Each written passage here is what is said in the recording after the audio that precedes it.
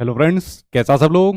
तो फ्रेंड्स, आज एक न्यूज आई है, वो है आपके सीटेट के रिजल्ट को लेकर कि जिन बच्चों का सीटेट का एग्जाम पास हुआ था 2022 वाला, तो उनके रिजल्ट को लेकर एक न्यूज आई है। और ये न्यूज आई थिंक आप लोगों ने न्यूज पेपर के अंदर देख लिया होगा, ठीक है। और इस न्यूज से संबंधित जो आपकी पेटिशन डाली गई थी कोर्ट के अंदर, वो आपको स्क्रीन पर दिख रही है। और इसका प्रभाव आपके जो बाकी के जो आपके एग्जाम रहते हैं, जो आपके मेन एग्जाम रहते हैं, जैसे आपका केवीएस का एग्जाम जिसका रिक्रूटमेंट का प्रोसेस आपका चल रहा है, सुपर टेट का एग्जाम जिसका कुछ प्रोसेस अभी नहीं चल रहा है, ठीक है। इसके ऊपर बात करेंगे थोड़ी सी डिटेल में कि जो नए आयोग के ऊपर बात करी जा रही है इसकी भर्ती के बारे में। उसके अलावा डीएसएसबी या जो नेक्स्ट सीटेट आपको देखने को मिलेगा या इसके रिजल्ट के बारे में, इसके ऊपर कितना प्रभाव इसका पड़ने वाला है, इसके बारे में एक एक करके बात कर लेते हैं।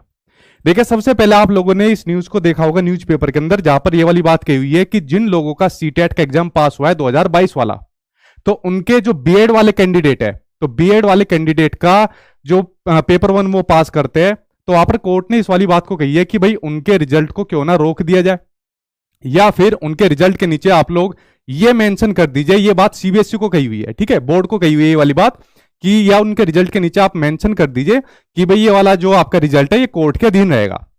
ये वाली बात कही हुई है इस याचिका के अकॉर्डिंग, जो कोर्ट के अंदर कही हुई है। ये याचिका आप लोग स्क्रीन पर देख रहे हो, इसके अकॉर्डिंग ये वाली बात कही हुई है, ठीक है।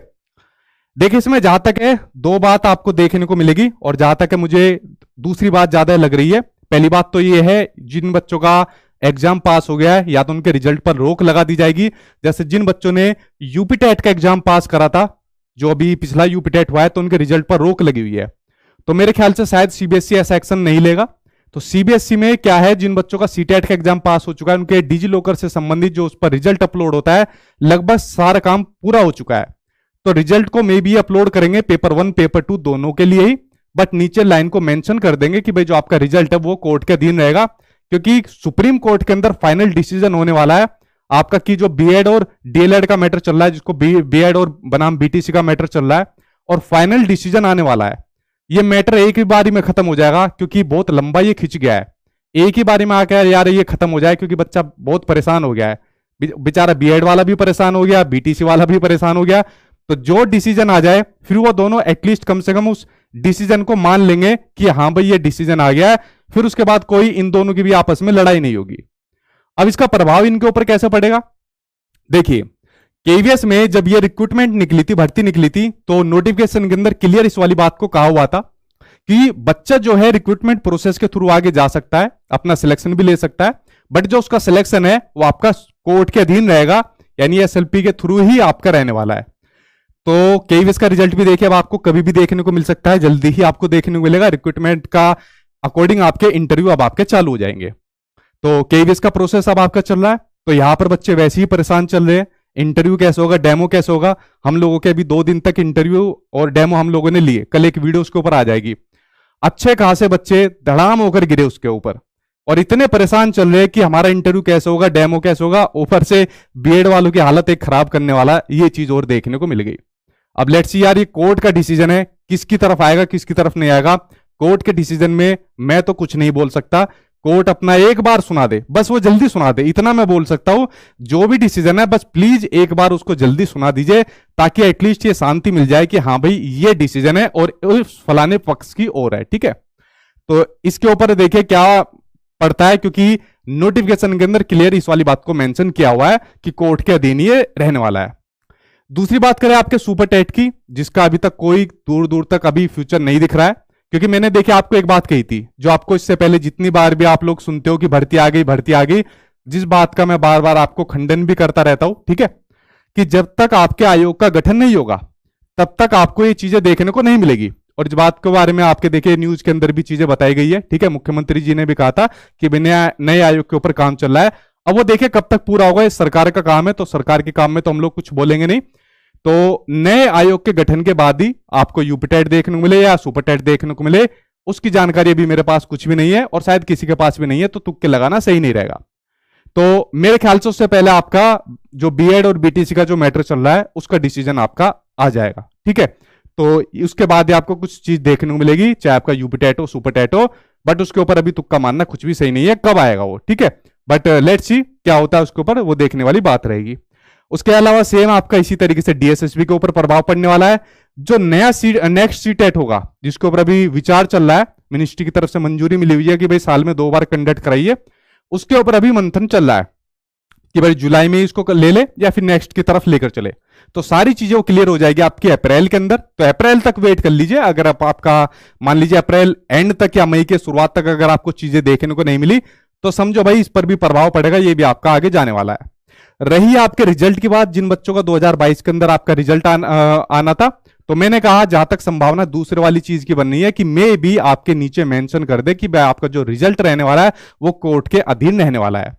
बाकी मैं इतना ही कहूंगा कि जो आपका कोर्ट का डिसीजन है, जो आपका कोर्ट का निर्णय है, वो जल्दी आ जाए और जल्दी आकर बस ये पता लग जाए वो किस पक्ष की तरफ है, ताकि बच्चे फिर और ज्यादा परेशान ना हो, क्योंकि बहुत लंबा टाइम इसको लग गया है। एक बारी में बच्चा एटलीस्ट ये मान लेगा कि हाँ भाई ये डिसीजन आ गया है, फिर वो कम से कम एटलीस्ट संतुष्ट हो जाएगा कि हाँ भाई फलाना पार्टी थी वो जीत गई और हम लोग हार गए। तो कम से कम बच्चा एक मानसिक प्रताड़ना से नहीं गुजरेगा कि अब पता नहीं किसकी तरफ जाएगा। अब बेचारा यहाँ पर केवीएस के रिक्रूटमेंट में बच्चा फंस रहा है, कोई इंटरव्यू में परेशान है, कोई डेमो में परेशान है, बच्चा कांप रहा है। जब हम लोगों ने उसके इंटरव्यू और डेमो लिए तो बच्चा कांपने लग गया, उसके हाथ पैर हिलने लग गए। अब ऊपर से ऐसी न्यूज सुनता है तो उसको और मेंटली वो परेशान हो जाता है। कुछ बच्चे इसलिए परेशान है हमारे इंटरव्यू की कॉल आएगी या नहीं आएगी, कुछ इसलिए परेशान है कि सुपर टैट कभी देखने को मिलेगा या नहीं मिलेगा। तो वैसे ही दुनिया भर की चीजों से बच्चा परेशान रहता है, ऊपर से ऐसी चीजें और देखने को मिलती है तो उससे और मेंटली परेशान हो जाता है। तो मेरा तो यही कहना है, कोर्ट के ऊपर तो मैं कोई स्टेटमेंट नहीं दे सकता, ठीक है, वो डिसीजन उनका ही रहेगा। बट जो भी आए वो जल्दी ही आए, जो भी डिसीजन आए वो जल्दी आए, और लेट्स सी वो कब आएगा, क्योंकि मैंने कहा था मे भी शायद अप्रैल के अंदर ये चीज देखने को मिले। बट कोर्ट का काम रहता है भाई, वो लेट लतीफ भी हो जाता है, जल्दी भी हो जाता है, उसके ऊपर कुछ भी कह पाना पॉसिबल नहीं है। तो बाकी वेट करके देख लीजिए, जो डिसीजन आएगा तो किस प्रकार से डिसीजन आता है, तो उसके बाद ही इन सब चीजों के ऊपर आपके जितने भी एग्जाम है उसके ऊपर आपका प्रभाव पड़ने वाला है। ठीक है, तब तक भाई आप लोग आपस में मत लड़िए कि बीटीसी वाले हो या डीएलएड वाले हो बीएड वालों से लड़ रहे हो, क्योंकि मैटर कोर्ट के अंदर है, जो होगा डिसीजन वहीं पर होगा, बाकी उसके बाद ही स्थिति आपकी क्लियर होने वाली है। तो ये चीज मैंने आपको बता दी और यही जानकारी आज की वीडियो के अंदर मुझे आपको देनी थी। ठीक है, उसके बाद आपका ये मैंने बता दिया इंटरव्यू और डेमो के बारे में, 1-2 वीडियो मैं आपको अपलोड करूंगा, देख लेना। बहुत आसान है कि वीडियो देख रहे हो किस प्रकार से इंटरव्यू होता है, डेमो होता है, जब खुद प्रैक्टिकली होकर आप लोग दोगे ना तब आपको पता लगेगा बच्चे कैसे कांपते हैं, किस प्रकार से उनको चीजें देनी होती है। ठीक है, तो उसके बारे में कल एक मैं वीडियो अपलोड करूंगा, उसको आप लोग देखना। ठीक है, कोई क्वेश्चन हो, कोई सवाल हो, आप लोग जल्दी से मुझसे पूछिए, बाकी फिर मिलता हूं मैं आपसे नेक्स्ट वीडियो में आपके अगले सवाल से। ठीक है भाई, ठीक है। रिजल्ट कब आएगा केवीएस का? रिजल्ट का आपका कभी भी अब आ सकता है, ठीक है, ज्यादा टाइम रिजल्ट में नहीं लगने वाला आपका। सुपर टैट कब आएगा भाई? सुपर टैट का मैंने बताया ना, अभी कुछ कंफर्म नहीं है इसके बारे में, तो ठीक है। तो देखिए नया आयोग का गठन आपका कब होता है, किस प्रकार से होता है, ये प्रक्रिया के बाद ही आपका पहले आपका यूपीटेट ही आएगा, ठीक है, उसके बाद ही आपका सुपर टैट देखने को मिलेगा। तो सुपर टैट का भी कुछ कंफर्म नहीं है कब आएगा, तो पहले यूपीटेट ही आपको देखने को मिलेगा। ठीक है, देखो अब क्या होगा यार, इसकी ये मेरे हाथ में नहीं है।